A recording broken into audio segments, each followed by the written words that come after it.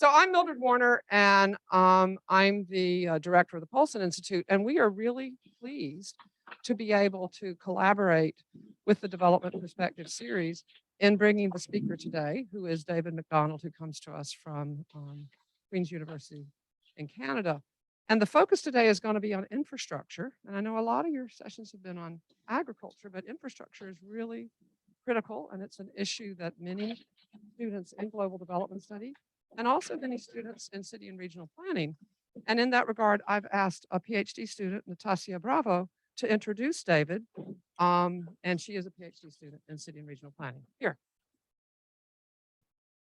Thank you, Mildred. Good afternoon, everyone. It is my pleasure to introduce our speaker today, David McDonald, author of the recent book, Meanings of Public and the Future of Public Services, published in 2022 by Routledge. David McDonald is a professor of global development studies at Queen's University, Canada, and director of the Municipal Services Project.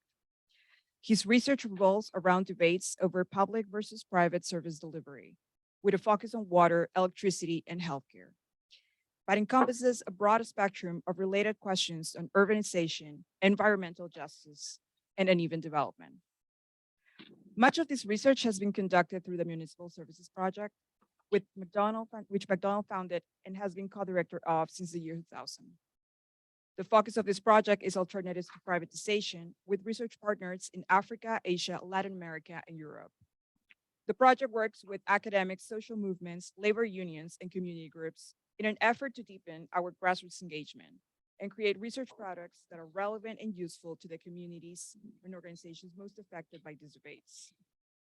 Please join me in welcoming David McDonald.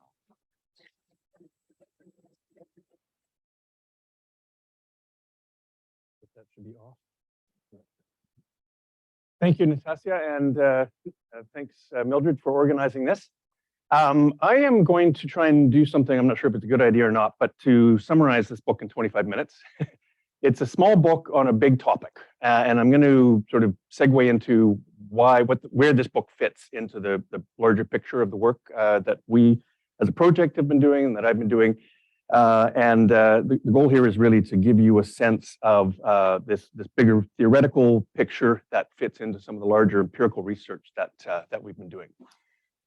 Just by way of background, I started my research on public services, basically critiquing privatization. Southern Africa primarily, and then we expanded the work to other parts of the world. And eventually it got boring. It is very easy to critique privatization. I always say it's kind of like shooting fish in a barrel in terms of the problems associated with privatization, basically the same kind of concerns worldwide in almost every sector you can imagine. Now, that's not to say that privatization is the same everywhere, nor is it always as problematic in every place, but the same consistent kinds of problems are always revealing themselves, and they continue to reveal themselves 30 plus years into this experiment. It also got depressing. It was just always negative, always talking about the problems that were out there. That can sort of wear on you mentally, emotionally, intellectually. And so we decided collectively that what we're really interested in is, what are we for? We know what we're against, privatization, broadly defined, and I would include in that forms of corporatization and commercialization, which if you have questions about that, we can discuss later. But it was also a critical examination. And the first thing I always say to people is, I'm not here to say just because something is public, it's good. That is not the truth. There are a lot of really problematic public services out there. They're not hard to find. Inefficient, disinterested, homophobic, racist, misogynist, you name it. If you ask a First Nations person in Canada to protect public water, the first thing they're going to say to you is, what are you talking about? My community is still on a water boil advisory. Governments are not investing in our public water services. So there's a lot of real problems with public services, and we're just as critical of public service problems as we are as what's going on with privatization. But what we are trying to do in this project, and this is just some of the sort of books we've been working on in the last 10, 12 years, is critically examining specific topics, specific sectors, Our research has been very global. We've worked in well over 50 countries over the last 12 years looking at these topics.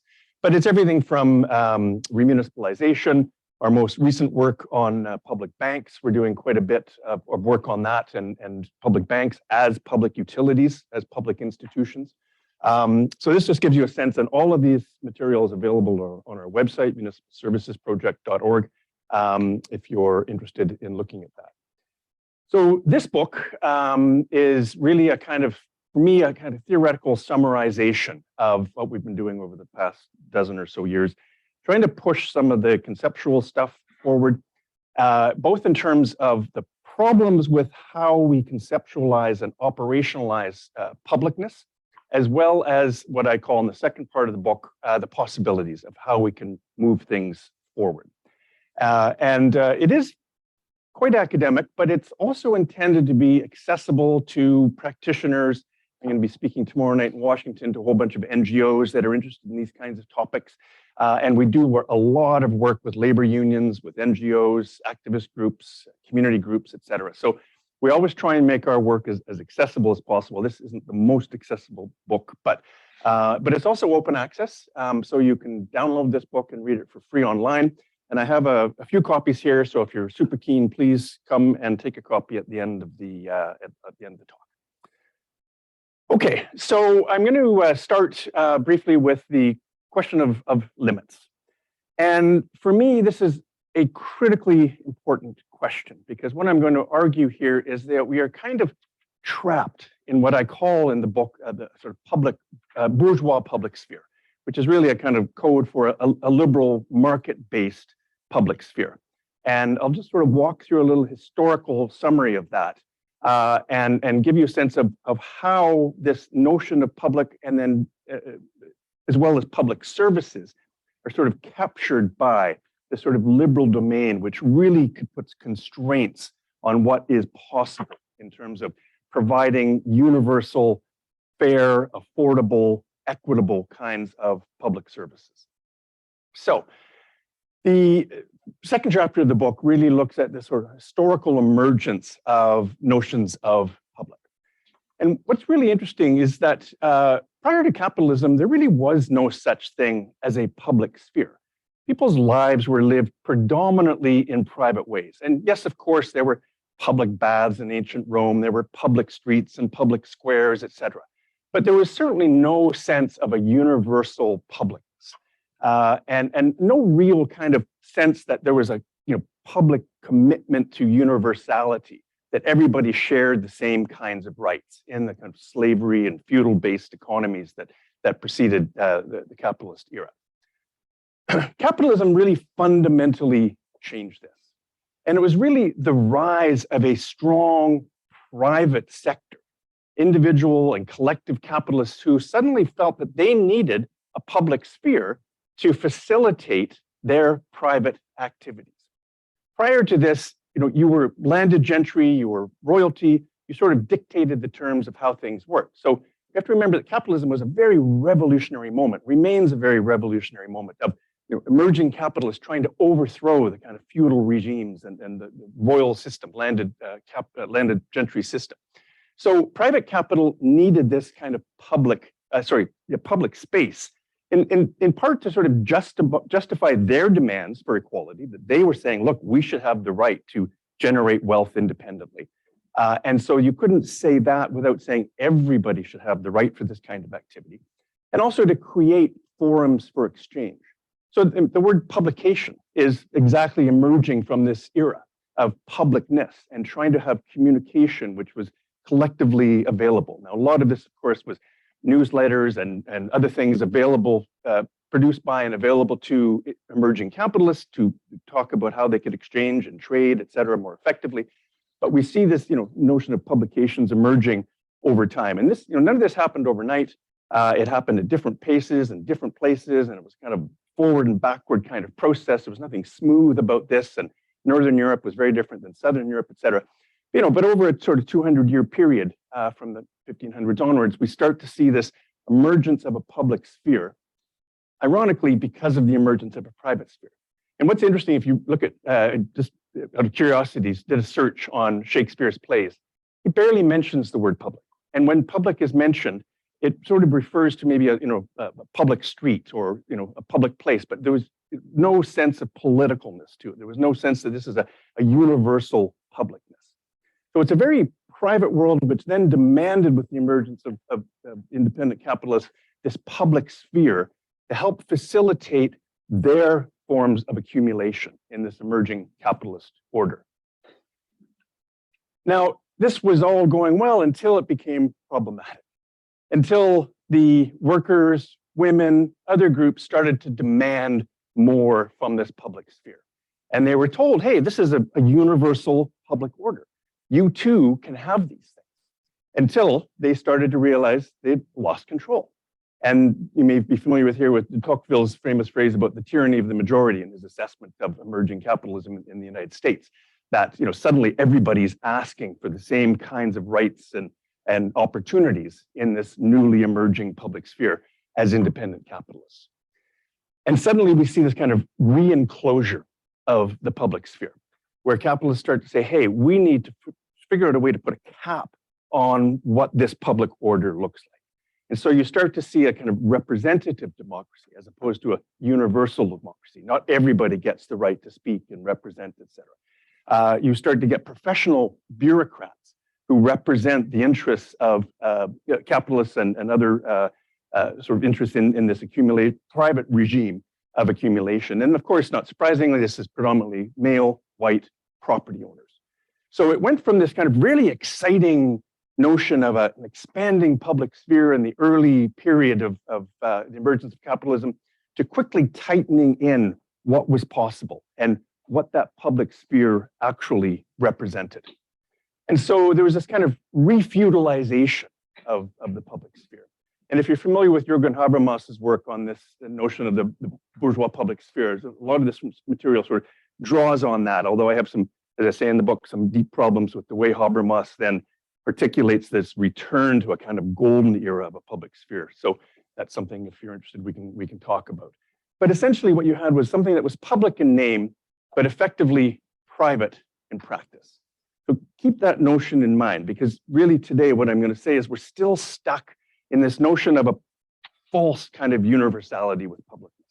And it really is quite constrained in terms of who gets access to what.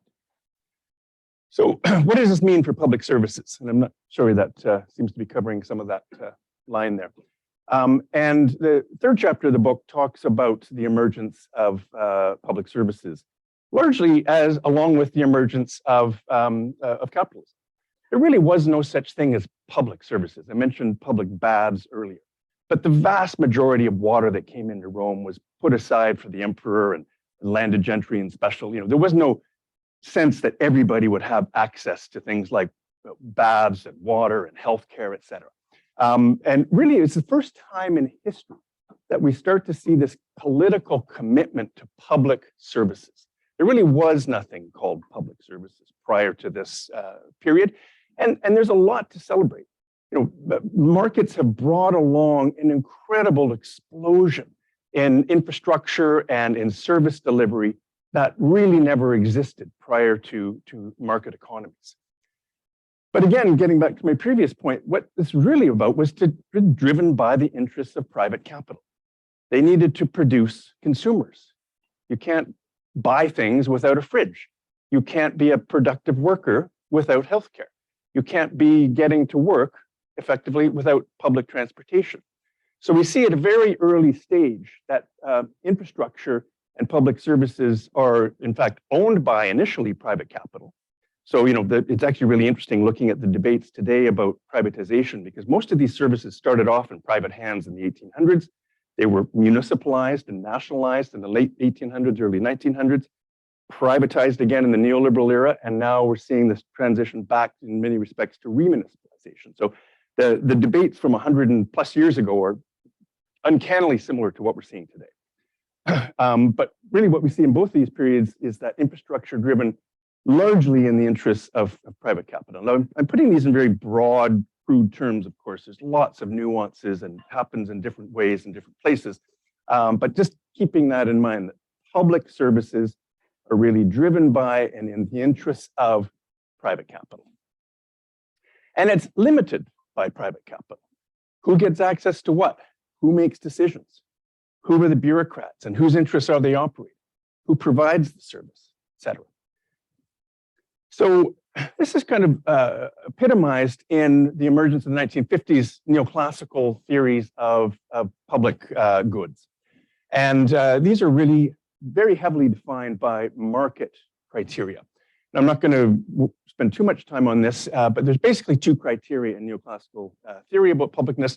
One is rivalrousness, and the other is excludability.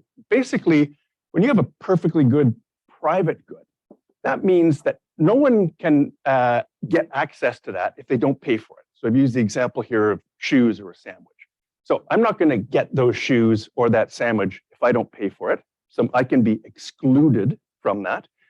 And secondly, if I use those shoes or eat that sandwich, no one else is going to get access to that. So these are things that the private sector is really interested in because they have control over who's consuming things. And then there's got these sort of imperfect public goods, where maybe if I go to a movie cinema, I can be blocked from going in if I don't pay. But my enjoyment of that movie doesn't detract from someone else's enjoyment in the cinema. In fact, it might even enhance it. And so there's in neoclassical economics, there's lots of discussion about how do you deal with these imperfect goods, and to what extent is the private sector interested in providing those things. The really problematic one for neoclassical economics is public goods. So things like street lighting is an example. So I can walk under a street light, and if that's owned by a private owner, how are they going to charge me for that? Now, maybe in today's age, you could wear some kind of biometric receiver and sends back, I've used X number of watts, and it goes onto your phone and you pay for it. And in fact, we are headed down that road, as I'll argue. But and my use of it doesn't detract from someone else's use. So the argument is in neoclassical economics, it's hard for the private sector to provide public goods. So we have to figure out the best way to do that. Now, I'll just put this up because it may be kind of surprising to some of you to see. In neoclassical theory, tap water is a perfect private good because I have to pay for it if I'm going to turn on my tap, and my use of it means someone else can't enjoy that. So in neoclassical economic theory, privatizing tap water makes perfect sense. So this just gives you a sense of the kind of thinking that informs market-based public services from an economic point of view. So the big challenge, as I mentioned, is market failures. And neoclassical economics say that requires collective action. We need to decide collectively what's the best way to do that. And in the Keynesian era, it was largely the state. In the neoliberal era, it is increasingly the market. And we haven't gone quite so far as wearing biometric sensors on ourselves to figure out how much of a streetlight we've used and paying for it on some kind of an app. But we are headed down that direction, right? You can buy oxygen in Mexico City if you're not breathing too well in the air pollution. So there's increasingly a lot more things that the private sector has figured out how to get the private sector to do. And I would argue that there's almost nothing in the world today that neoclassical economists haven't figured out that the private sector can provide these things. And that might require state subsidies, it might require some sort of additional regulatory framework, et cetera. But there is virtually nothing in the world today that market economists are not willing to entertain the idea of being provided for by the private sector. So the whole first part of this book basically argues that we're kind of trapped on this liberal continuum. And that's framed for us by neoclassical economics, that we either have the state provide these things, but as I said earlier, the state provision is intended to enhance private accumulation anyways, or we have the private sector providing these things, which directly also enhances private sector accumulation. So my argument is that in this sort of marketized public sphere that we live in, we're caught in our sort of landscapes of imagination are limited by this liberal public sphere defined by its market characteristics. And so if we want to get beyond the limits of what this liberal public sphere will do for us, we need to think in different theoretical, methodological, and rhetorical ways. So after that depressing introduction, The second half of the book is about possibilities.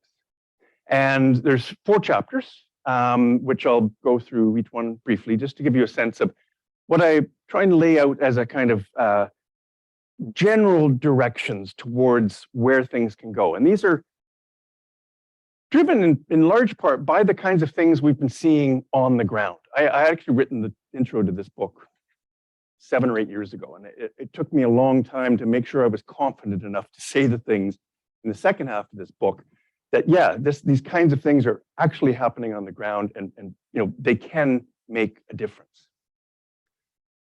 The first one in chapter 5, I guess it is, we need new criteria for defining what constitutes a public service. If we're going to define public goods based on those market criteria of is it excludable and is it rivalrous and how interested is the private sector, then we are by definition limiting ourselves to what the private sector is willing or able to do. So I lay out 2 very basic criteria that are non-market oriented. And the first one is, how essential is a service? Water, pretty essential. Food, pretty essential. Healthcare. Haircuts? I don't know, maybe. And what are the benefits of collective provision? So to what extent do you benefit from having, and we'll get to whether it's the state or some collaboration with the state, but some kind of collective provision of things that go beyond for-profit private operators. And the argument could be in this case that water, yeah, there's real benefits, right? When London, England, when water was first introduced there in the 1850s, there were 9 private water operators. It was chaos. And that was one of the reasons that you had the cholera outbreaks in many parts of the world. And the government got together and they basically municipalized water and said, we need a single state-owned water operator. But again, that's part of a liberal public sphere. And we've seen water operators, public water operators, operate in the interests of private capital. So, what is it that drives the benefits? How do we define what these benefits are? And I'll get back to that in a moment. I use the example of haircuts. Do we want the state providing our haircuts? I don't know. Now, I also say that we need these universal criteria, but they can also be flexible. And maybe in some places, having the same haircut is really important. And maybe you want the state to provide collectively these kinds of haircuts. And maybe I'm being a little silly with that example. But there are different places where they might, for cultural, political, organizational reasons, say, yeah, this is really important for us to have it provided collectively. In my mind, I argue in the book, there are certain services like water, sewage, healthcare, education, where they really do need to be provided collectively. The economies of scale, the benefits of collective service provision just simply outweigh any other alternatives for providing these things. Other things, it's hard to say. I don't know, what about car insurance? What about sports fields? What about restaurants? And you think, God, do I want the state owning all my restaurants? Probably not. But there's actually some really interesting experience historically of state-owned restaurants providing really interesting food, affordable, healthy kinds of food. So there are different places where you might say, yeah, maybe it does benefit us to have collective provision of restaurants or theater or something. So it's not just about these kind of core essential services like water and healthcare, but other kinds of things that are important to us culturally and politically and economically. And so this is where this notion of publics comes in. And that's one of the sort of rhetorical things I'm saying is we don't want to talk about the public. There's no single public. What people want from public services in Argentina versus Malaysia versus South Africa or the United States could be very different for all kinds of reasons.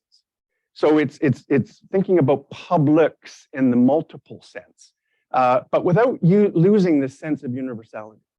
That if something is essential, yes, it should be public. If something will benefit from collective provision, yes, it should be considered public.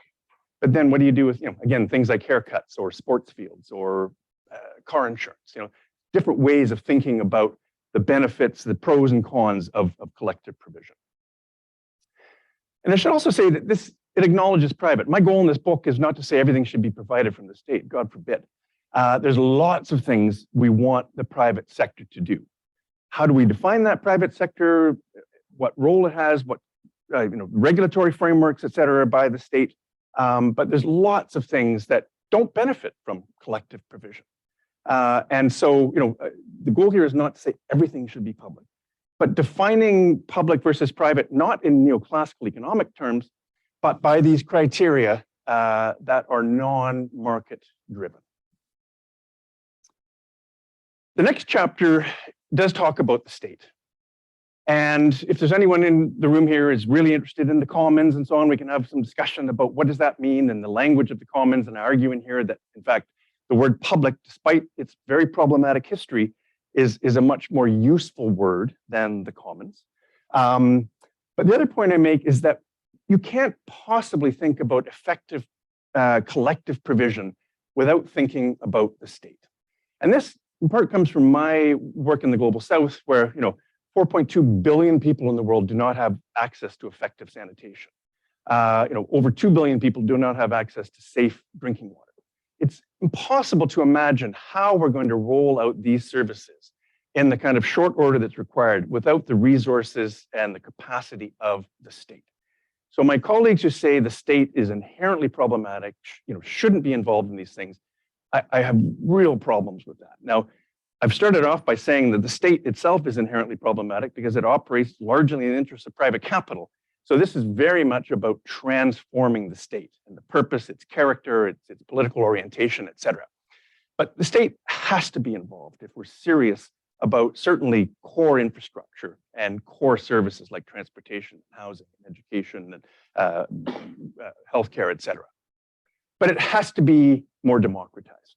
It has to be engaged with different types of organizations at different scalar levels. What should be local, what should be national, and that how do we democratize the engagement of these level of states, and how do we engage? Think about democratizing cross-border engagement in organizations like the UN, and I talk about that kind of global scale of democratizing state infrastructure, and the need for multiple actors. Where are labor unions in this? Where are women's groups at the community level? How are they engaged in making decisions that the state does? And then this final bullet point here is around co-production. So I'm not arguing in the book that the state should do everything. This is where the sort of reality on the ground is important. Lots of organizations working with the state to provide effective services. Sometimes these are religious groups. Sometimes these are labor unions. Sometimes they're community organizations. Lots of really interesting, dynamic, democratized forms of public services, which help but move us beyond this kind of liberal trap of public services working in the interests of private capital. The third way forward on this is thinking about how we measure performance. And if you're familiar with benchmarking and key performance indicators out there, it has completely infiltrated the public sector, moved from the private sector in the 1970s, and by the 1990s, it was sort of found in all kinds of public services. And most of these benchmarking systems are based on private sector indicators. So if you look at how water operators define how well they're performing, it's largely based on their financial bottom line. How many workers per connection? What's the cost recovery kinds of rates? They don't talk about health and whether single moms are getting access to water. They don't evaluate themselves in those kinds of collective terms. So this chapter is really about the problems with current benchmarking systems and how do we define new ways of doing it. Because if we're going to reshape public services, but then use the old benchmarking systems, those things just don't meet. So if we're going to set new standards of what we think is a good way to operate, we need new benchmarking tools to actually assess those things.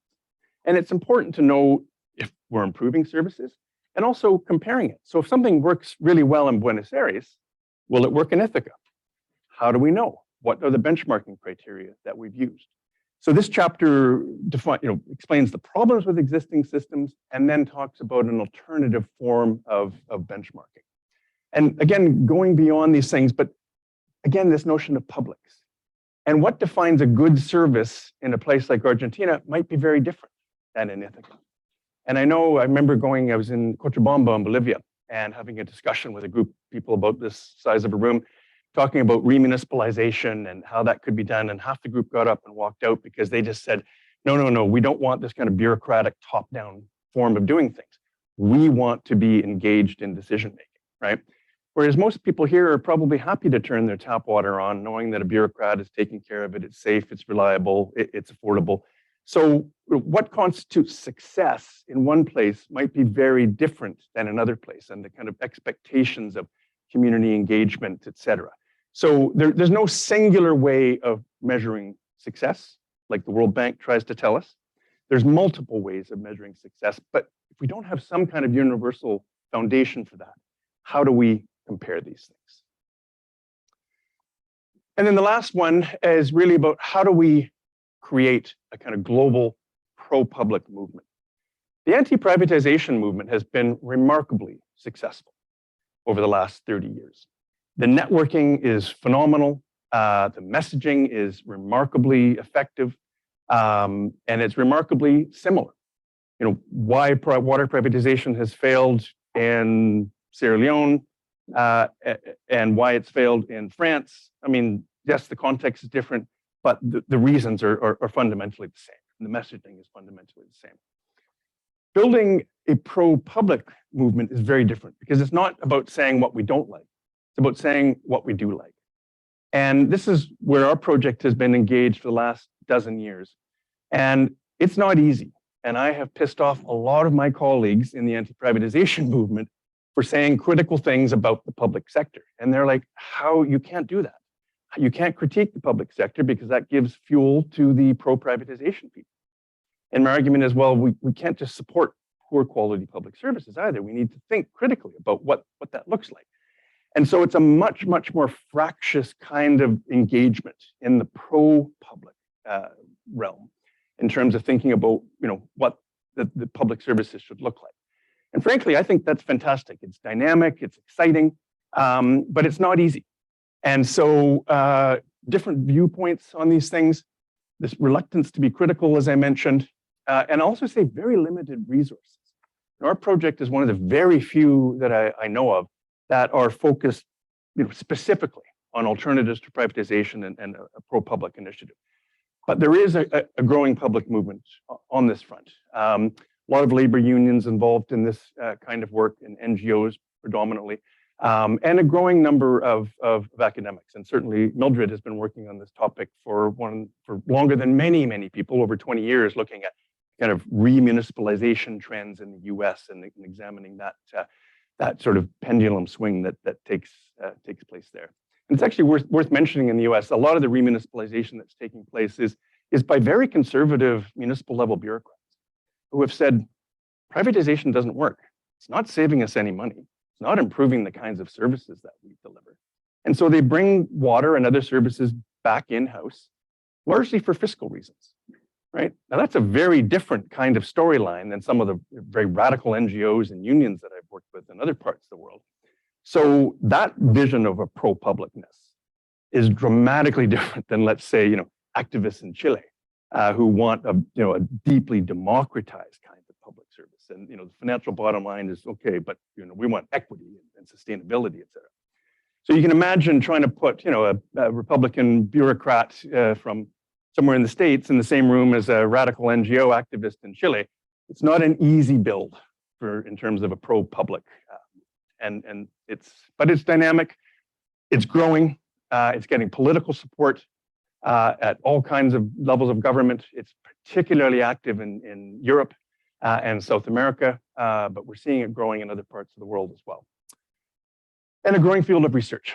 So anyways, that's it for me. The project's there, the website's there, and you can download all of our material, and I'll open it up for questions and comments.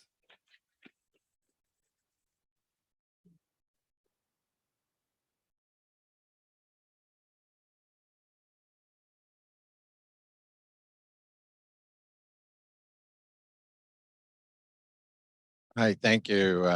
Really exciting project, and I really particularly like the effort to go beyond critique. Now, you know, second half of your book, I'm looking forward to reading it. But so my question, which kind of came a little bit out of what you ended with, which was, if you will, a conservative perspective, if you will, or traditional neoclassical perspective on why municipalities might be remunicipalizing. So this is like, and it has to do with things like economies of scale and things like that as well, potentially. And this is the idea that the primary function of a municipality is providing services efficiently, to use that word in complicated word. But I think some people, and not enough people, make the argument, which I think is explicit and at least implicit in what you're doing, that part of what we do as a public sector is, and we think about this in other realms of the public sector, but not so much in municipal service provision, is to provide democratic decision-making and how we do things. So I wonder if you could, which to me goes back to what makes it public as opposed to just service provision. So like, I wonder if you could just expand on your perspective. Sure. And efficiency is a good point to start, because it sounds very businesslike, and one thinks, oh, that's really about the interests of money managers, private sector. And I think that's a huge mistake. Efficiency is really important. Why would we waste resources, right? We have to think very carefully about resources. But in that chapter where I talk about how we measure these things, there's about 11 criteria that we use, and we say it's a trade-off, because if you have democratic engagement, and believe me, I've been in meetings that go on for days sometimes about making decisions, right? It's very inefficient, that decision-making process, as opposed to having a few professional bureaucrats making a decision in 45 minutes. Can take days.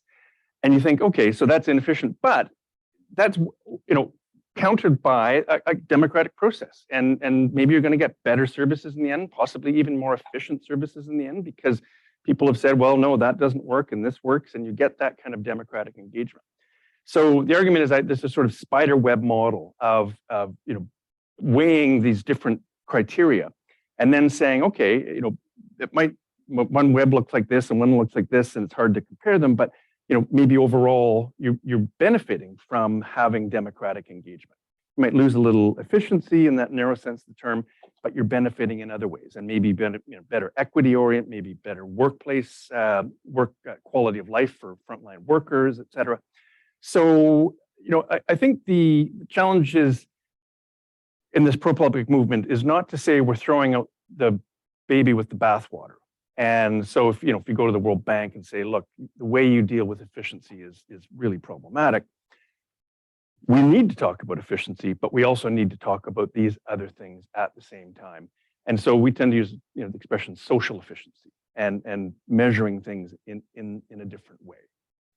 That addresses your question adequately. It's never adequate. Okay. Partial anyways. Partial, yeah. Thank you for your presentation. My question is about the balance between the private sector and public sector. Because in some countries like mine, I'm from Burundi, you find that a public service is of a very poor quality in comparison to a private service provider. If you compare public schools versus private schools, you see a very big difference.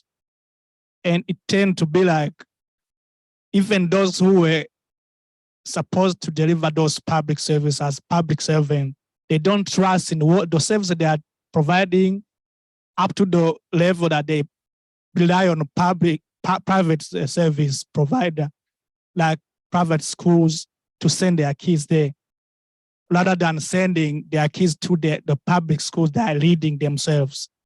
So my question is, how can we balance that?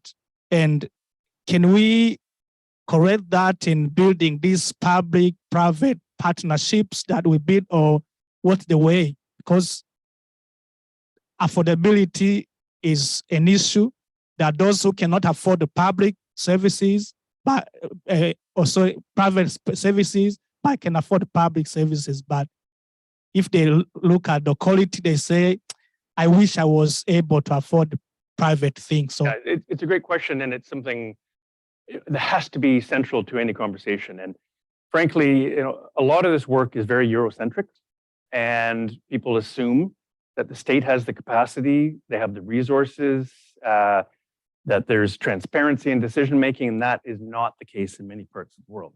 And sub-Saharan Africa in particular, state capacity is not there, levels of corruption are not there, et cetera. And so, if I'm a parent in Burundi and I want my kid to get the best possible education, and I look at a public school where teachers might not even be showing up, and a private school where my kid's going to have a great chance, it's hard to support ideologically the public school.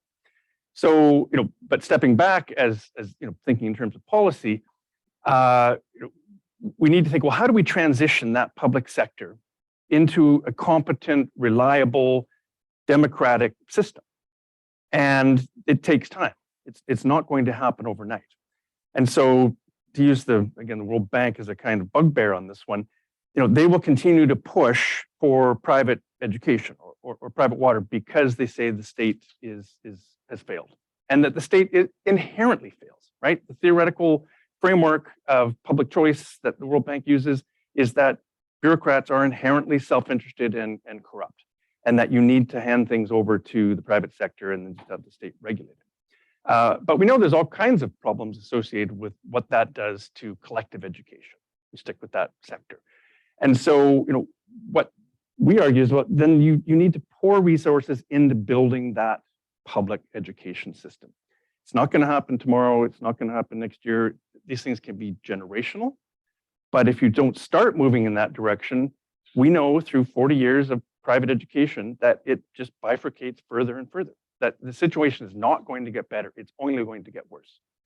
And so, people are looking at innovative things like public-public partnerships, bringing in, somewhere in the world that has done a really good job of building its public education system in a way that's more compatible, let's say, with Burundi. So a lot of South-South kinds of public partnerships. And we see this in the water sector a lot. So in the government of Uruguay has built a fantastic public water sector. They work with other countries in the region and around the world to help them build their public sector. So rather than bringing the private sector in a public-private partnership, you try and build capacity between public water operators. The work we're doing on public banks is how do we use public finances to finance these kinds of transitions rather than relying on private finance. So there's no easy solution, and it's not something that's going to happen overnight.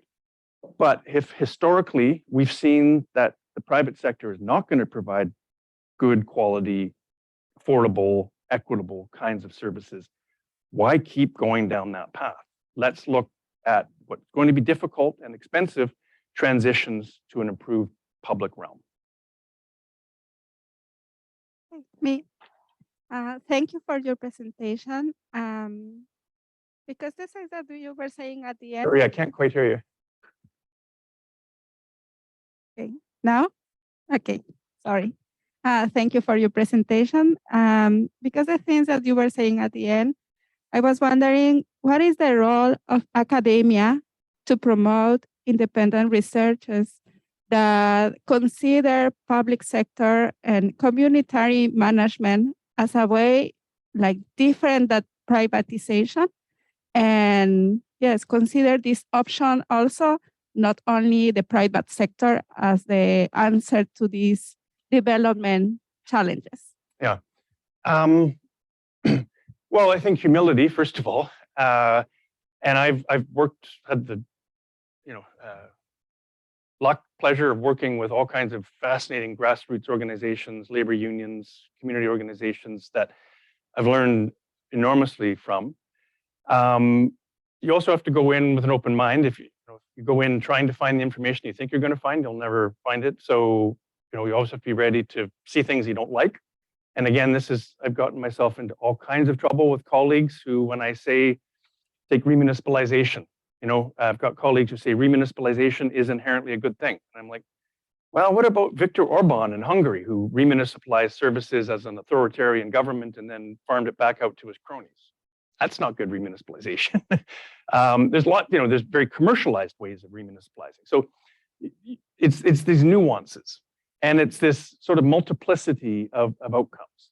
And, when my Latin American colleagues are very keen on citizen engagement. And it might take days or months, these participatory budgeting processes, et cetera, can be, very drawn out and so on. But, that's the way people want to have it done. When Paris remunicipalized its water in 2010, there was no public discussion. Most Parisians didn't even know. January 1st, 2010, it went from being run by Suez and Veolia to being Eau de Paris. Now, new public agency has since done quite a bit of public education on it, but most people were just like, whatever, this still works. My water's clean, it's safe, it's reliable. Now it's public, great. That would not have flown in Buenos Aires. And so just listening to what the expectations are on the ground. And again, this plural notion of publics, that, what constitutes a good public service in one place might look very different in another place. And that's why, again, methodologically, we need these new tools. If we're going to try and assess a good public service using neoclassical frameworks, you just can't do it. It's like trying to put a round peg into a square hole. So methodologically, we need to think about how we look at these things as well. Are there any online questions? Yeah. Can you display that? Do I need that? Okay. Do I need that mic or no?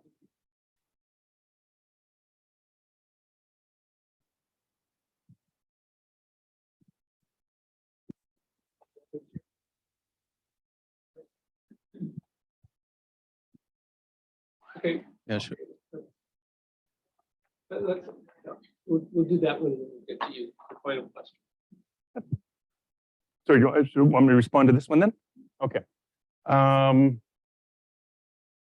just read it out loud in case you can't read it. But how would people be convinced of the importance of collective provision, also as employees? Let me just make a quick comment on that. The number of cases that I've seen of private service operators where the employees actually want to keep it private and their union is opposed to making it public again is quite interesting. And there's different reasons for it. Local politics, the way that the private company has used its own sort of internal communication systems, et cetera. Whether they're going to get extra pay or not. But we look at, as one of our criteria, workplace quality of life. And workers often get the short end of the stick, whether it's public or private. And so what is quality of life like for workers? Are they being well paid? Are they being respected? What's the health and safety like? I've seen so many public services that are so bad for public workers that you can't possibly celebrate it as a good example. So incorporating the opinions and the lifestyles and experiences of employees into what a good public service operator looks like is really important. So if the private sector is profitable and based on the accumulation of capital, everyone would want to work there again and not in collective provision. And yes, I'm not suggesting we go to some sort of Stalinist communist order where everybody works for the state. That is awful. Nobody wants to go down that road. It's this question of finding the balance. And you read Karl Marx never said everything should be owned by the state. It's very much about the individual. How do you find individualness within the collective? And so it's that dialectical relationship between what is done collectively, what is done individually, and how do you measure the benefits and the pros and the cons of these things? So, shoot me now if you want some, monolithic collective organizational structure for the state. But do we want everything to be run by the private sector? Absolutely not. Finding that kind of balance through non-market oriented criteria is what I'm essentially arguing in this book. So everyone wants to become a data scientist and not all want to invest their time and efforts on medical education. How do you change the mentality and motivation? Let me just finish this, my last comment, because I see we're at the end of this thing too. I made reference to Paris converting to public water, and nobody in Paris really knew about it. Very few people were engaged. And it's exhausting. I mean, I do this as an academic and I get paid to do these things. If you're a single mom living in a shack somewhere in Johannesburg, and you're interested in public water and public health care and public education, you really need to be at every single meeting to have your voice heard? I mean, it's an enormous burden of responsibility. So there's something to be said for bureaucracies, for representative democracies. And so, yes, you should have the opportunity to have that input, but you shouldn't have the obligation of doing every one of these things. And it's not just healthcare and education, it's transportation and housing and food, and the list goes on and on. I mean, we'd all be dead by the time we got through all of these meetings, and then everything's irrelevant anyways. So it's finding that balance, and just because you are interested in doing something in the private sector, and maybe you don't have time for those things, that's not necessarily a bad thing. But I do think we all have a collective responsibility to think about what is a public service, who's benefiting from it, and just how democratic is it. Great, thanks so much. Let's show our appreciation again to Professor McDonald.